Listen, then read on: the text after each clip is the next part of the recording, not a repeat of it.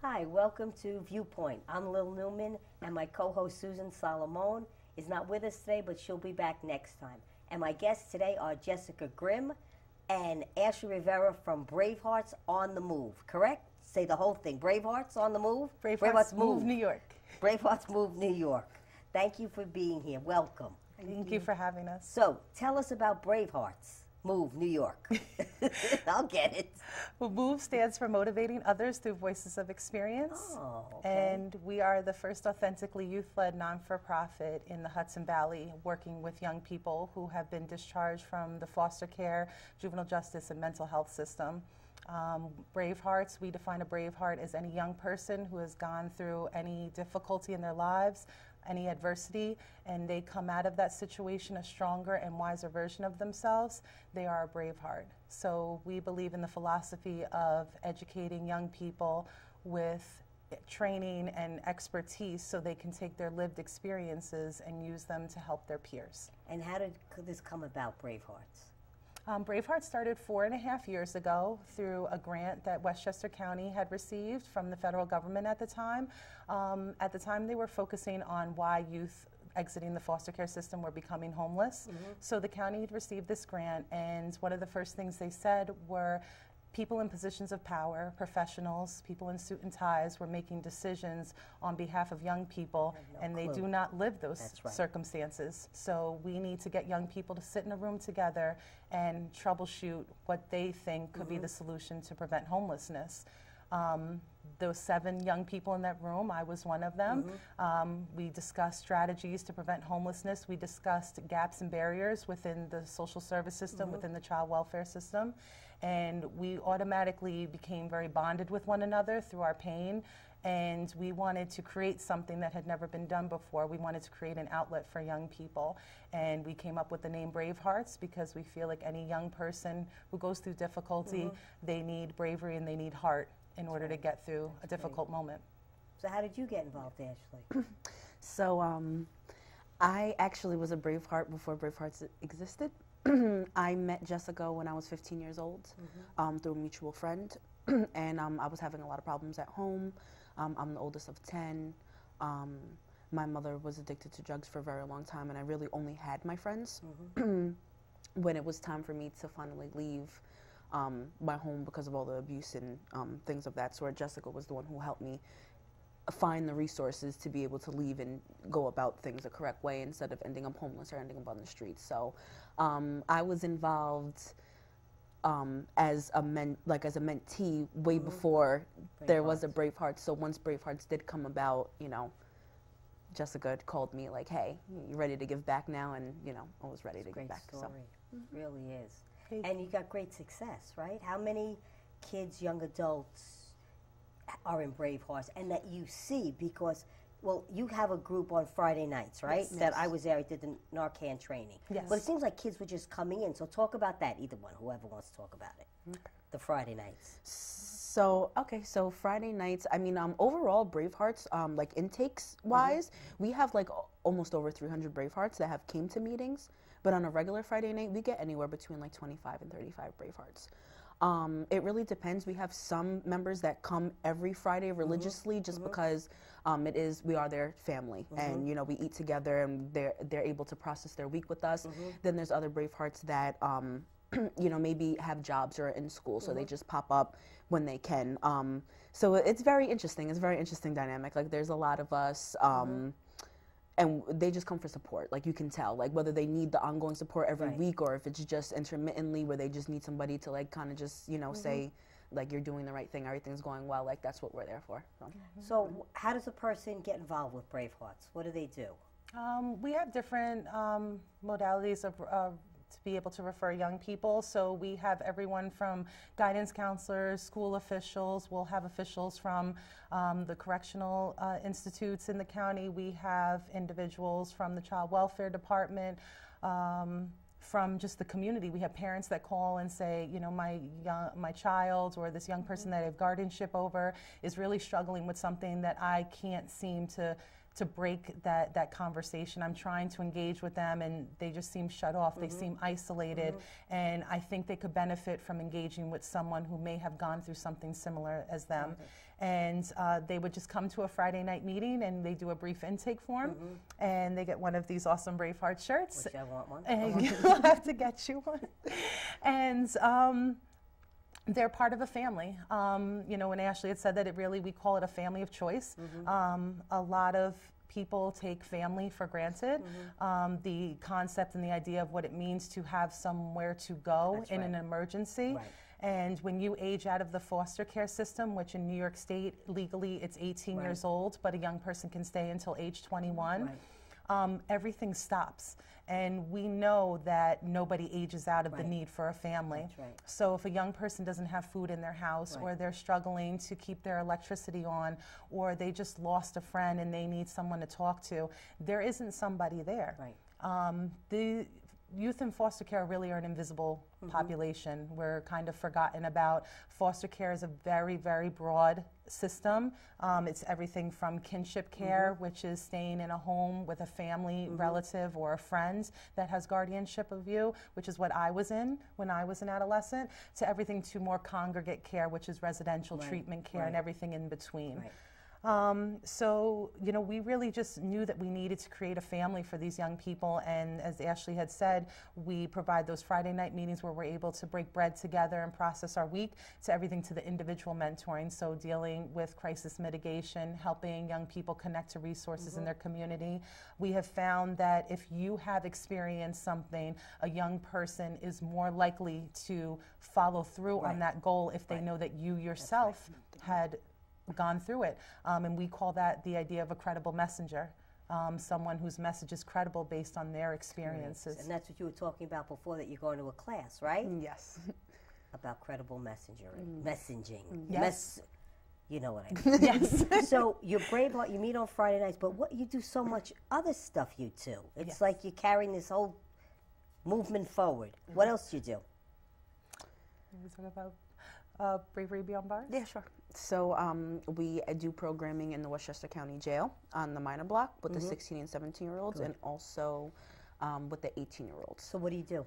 So, well, what we try to do is we try to reduce the rate of recidivism. So what we're doing is we're trying to talk to these boys and empower them while they're still behind bars. So when they get out, they're empowered themselves to be able to move forward and get the resources that they want in order to meet their goals. So how do you do that concretely? Because you're working with young adults that they're in the system now, and so while you have them, while they're there, it's about self-esteem. It's it's about building them up and seeing what their worth is. So when they go back out, they can make other choices because maybe the time that they've met you and been with you, they feel better about themselves. Is that it? I would also add as well too, I think before you can build someone up, you have to take them on a journey where they're acknowledging the experiences they've had in their lives. And these young men usually live in situations and deal with circumstances where they cannot talk about the emotions, where they can't talk about what's going on behind closed doors.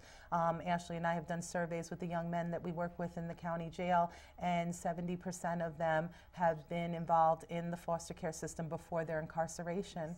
And so there's a parallel between the two. It's a revolving door. And that's something that we fight against.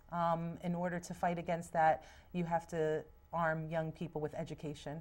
You have to arm them with statistics. You have to give them knowledge into what are the societal issues behind this. If you're not going to school for 30, 60, 90 days, what is the repercussions of that? What are you doing with your idle time? If there's nobody home when you get home at 5 o'clock every day and you think that's normal, we need to talk about that. So we're able to have what we call courageous conversations with young people where we're very honest and talk about peeling the layers of the onion of their life and getting to the root of where the problems stem from. And we do that in a place of lived experience because we know what it's like to survive adversity. And the young men probably love you too. They They do, I do. think I've so. never had a problem Yeah. with any I of the don't- boys that I have worked with.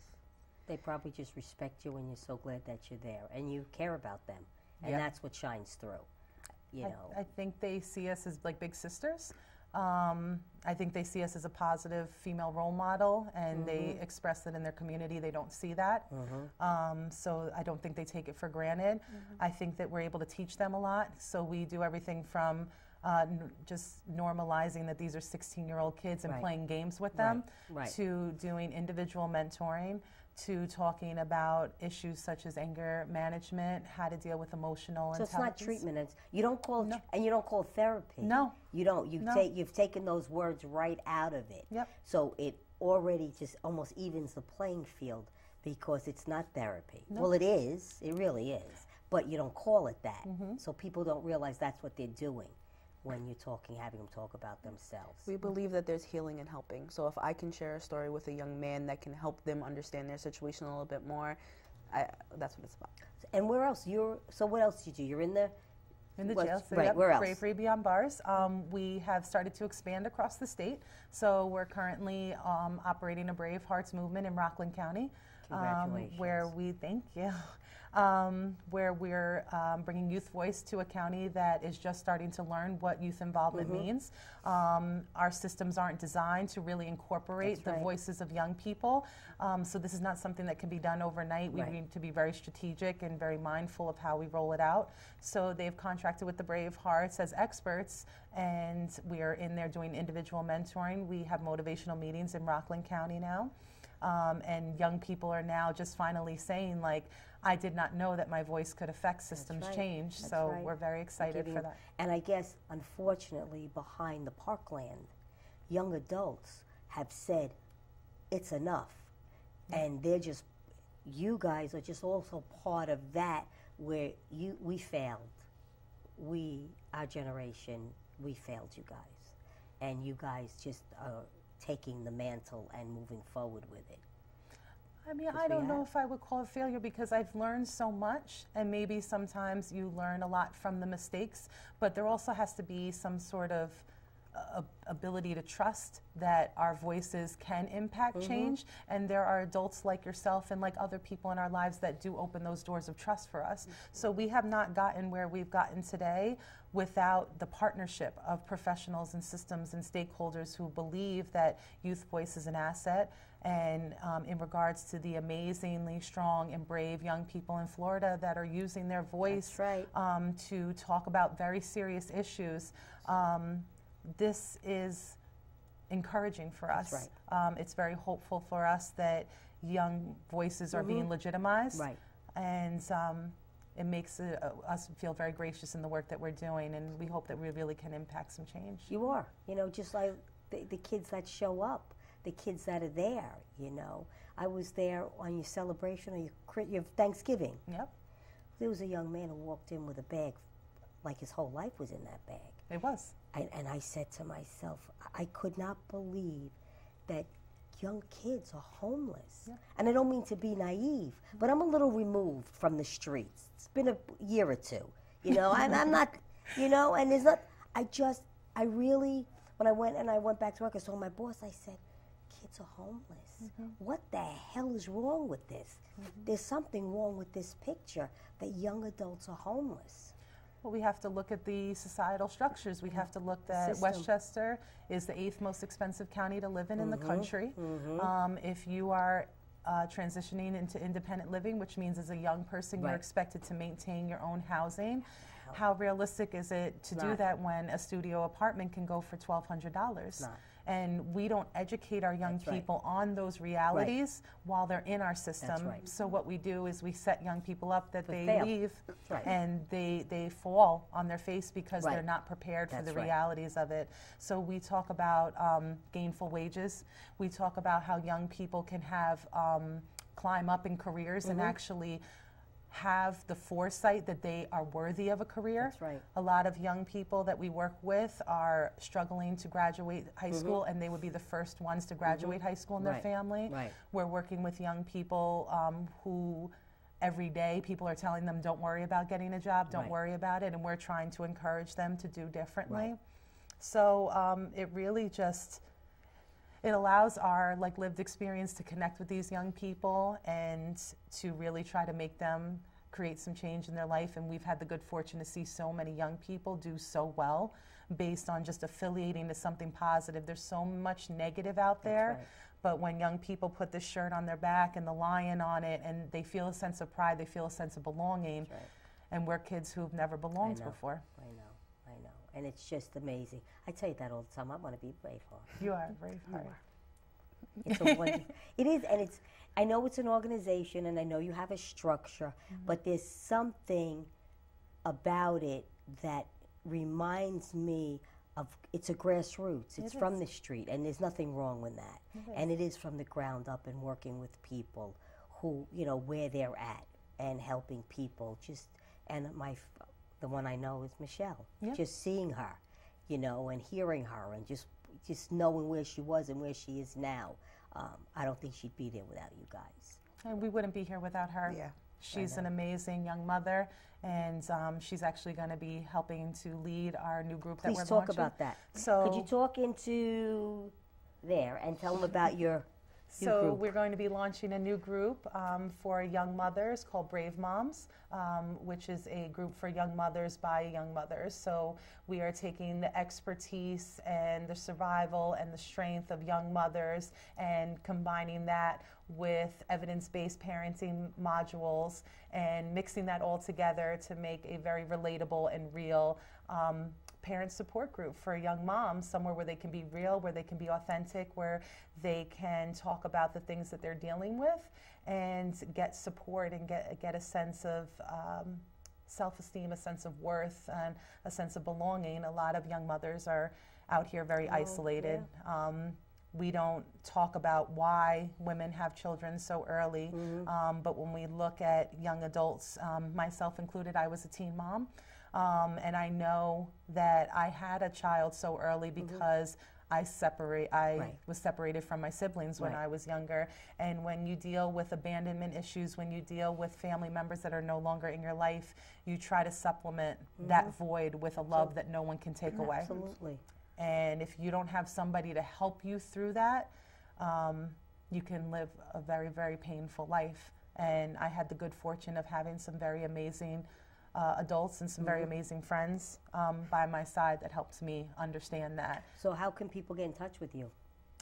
So we are on social media. We share everything that we do on our Facebook page, which is Bravehearts Move NY.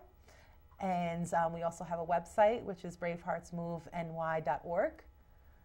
Phone number or anything? We have a phone number, 914-510-3090. And if you're interested in donating to our organization to help us to help other young people, you can find that information on our website. And now you went to California. I've been to a couple of places. So what you been doing out there, girl? I have the very, very, very good fortune of being able to travel this country and travel the world and talk about how to improve the system by my voice, and it's been a very humbling and rewarding experience. I'm part of the International Foster Care Organization, where we look at the global issues of foster care in other countries. I was just in San Francisco, California, at the Young Women's Freedom Center, learning about the gender biases of women that are incarcerated and the cultural issues behind that, and it was a very, very rewarding experience for me because that is also an authentically youth-led nonprofit. So those are young women who have been released from incarceration and now do this work in the community. That's amazing. And they are amazing women. Amazing. So we're very fortunate that we have good mentors as well too. We have good people to learn from. We're not alone in this work. And our only goal is we know that good leaders build leadership in others. So we want to just continue to network with people, and we want to inspire young people that they can take a movement and turn it into a nonprofit, and they can change the system. And you're finding that, how has the system changed? Are you finding that it's changing even a little bit? Yeah, and I would love Ashley definitely to talk about that because I'm sure she's seen some changes. Sure. So I believe that the system is starting to look a little deeper into our feelings as youth that have been in care. There's way too many of us that are homeless coming out of the system. And I think now that they're aware that if there are caretakers, you really need to take care of us. And you know, just like Jessica, I've done a lot of rallies and been to DC and you know, talked to, you know, a lot of, you know, politicians, and it's just like that's what we really want. We just want you to realize that you need to take a stake in our future, just like you take a stake in your own children's future. And even though there's not really pushback, but maybe like that kind of like scared step to take because they know that it's more responsibility put on them. But I know it's something that the system wants to do, and I know they want to change it. They're taking more of what we say as youth that have been through it into consideration moving forward, and you know, in their rules and regulations. So, is there anything concrete that you can say you're seeing move? So yeah, I mean, regarding to the jail, I love my boys, you know, so I'm always with the, you know, criminal justice, raise the age. Bravehearts, Bravehearts was a very, very big advocate for raise the age. I mean, we lobbied and wrote letters and did a whole bunch of things. And this is going to change how they work with our young men, and you know, when it comes to like being institutionalized, and then, you know, like the school to, you know, jail pipeline, and things of that sort, and solutions instead of suspension here in Absolutely. Young. Exactly. Yep, So we need things like that to happen. So it's like, instead of 16 and 17-year-olds, you putting them away, put them somewhere where they can work on their behavior if you feel like that's the issue, or get them resources in their community so when they go home they don't have to make the same mistakes that they used to. And I feel like what Raise the Age, they really are trying to look into the behavior and the community of the youth, instead of just like, why did you commit that crime? So we're very happy about it. And there's restorative justice. I think people are taking a look at that and saying, okay, what can we do to mend the community, mend the people that were involved, so that we have a different way. And there's drug courts, you know, instead of incarcerating, trying to get them treatment. So what would you say you would need from the world to help you do what you do? What would you say you need? I mean, with me, so I feel like we are very much supported by our organizational mentor, which is the Children's Village, and they're really paving the way for what residential treatment looks like for young people and how to engage with young people. So to be a residential organization which really looks at keeping young people in a placement. It looks like, you know, 10 to 12 young people in various cottages on a large grounds, and there are staff members, there's a lack of privacy, there are behavior plans, there's really not youth movements that are within them. And Children's Village has really been very much like a foster parent and has taken us in and believes in what we're capable of, and they don't try to control us, they don't judge us, they let us be our authentic selves, and anytime we have an idea, they create a way for us to make it happen. It's never no. Yeah, I don't think we've ever been told a no. I probably make my supervisor crazy. And who was your supervisor? Warren Kent. That's right. And he's phenomenal. Being a young executive director, it's very scary for me. It's very intimidating when you have the passion, but you know that there's business and there's expertise behind that. And I'm not an expert of everything, but they're willing to take their time and teach us how to build a very successful and sustainable nonprofit. And the president and CEO of Children's Village, Jeremy Kahobin, has really made it just a mandate within his institution. Like, the Bravehearts really are the youth voice, and we're going to do everything we can to support youth voice in our agency. And I'm just really proud of them, because I feel like now they're setting a best practice for the state. And there's other residentials that are now reaching out to us and saying, hey, can we have a Bravehearts here? Can you come out and talk with our kids? And I'm very excited for what the prospect of that looks like. Because that's change. That is change. That's change. I mean, that's change from the ground up. Absolutely. Really, especially when you can change a system like Children's Village, where, you know, a lot of systems are, well, that's the way we do things. So that's why we're going to continue doing things. Even if it doesn't work, it's what everyone is used to doing. And they're willing to take a step and say, no, we need to change that. So you're going to have, do you have a Bravehearts within that residential community or not yet? So a lot of the members that we have come from various residentials, including the Children's Village. So as we build up our capacity and we're executing contracts with different vendors, we are looking at what it looks like to start like alumni chapters within these residentials. So we work with JCCA in Pleasantville, and we're building a Bravehearts cohort there. Nice. So that's going to be very interesting. There's more leadership than just me and Ashley, but in order to do this work, you want to be able to compensate young people for their time. Right. You want to train young people so they understand the That's vernacular, right. they That's understand the right. professionalism. Right. A lot of systems tokenize young people, so they'll take a young person and they'll put them in a meeting or they'll put them in an environment where they don't understand. right. So we're very strategic and we're very mindful about what it means to employ a young person. We only hire young people with lived experience as well too. So Got for all of our programs that we've operated, we want people to bring us their worst moments because we believe those are the best teaching moments. Absolutely, absolutely. You guys are wonderful. You really are. I'm so proud of being a part of you and knowing you guys. Really, don't get me started. I'll cry. I'm on the verge of tears, so don't do that. You know what? It just warms my heart and the people that you're touching out there. I mean, those kids, they love you. They love being there. They love themselves. Yes. And they get a chance to be who they are, and no one judges them at all. And let me tell you, one of them is having. Did she have the baby yet? The one who was. I don't know her name. You don't want to say her name. The boyfriend was there, and she was having the baby. She's got the really beautiful baby, also the 2-year-old.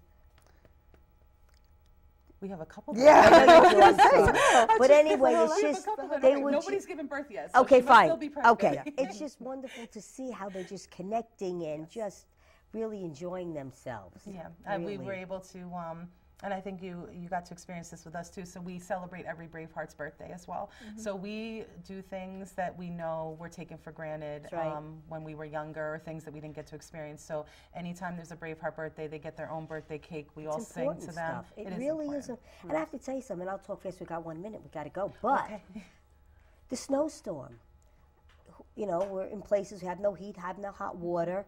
No electricity or anything, and it really makes you realize if you don't have a family, you're out there alone. I mean, that's how it felt because it's just me and my son. I got in my apartment. I'm blowing air. It's that cold, so I can't imagine what it's like for a young adult to be out there in this weather in the summer and just not have anywhere else to go.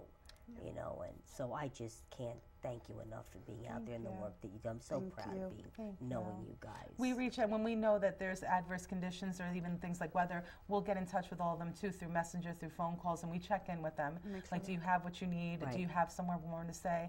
And sometimes just that check-in is what a young person needs. Like, you remembered me, you valued me, and I matter. That's right. And if they feel like they matter, they'll make better choices. That's right. And I want to thank you guys for being here. I'm so glad you came. I'm so excited. I really am. I'm so excited. I love having it.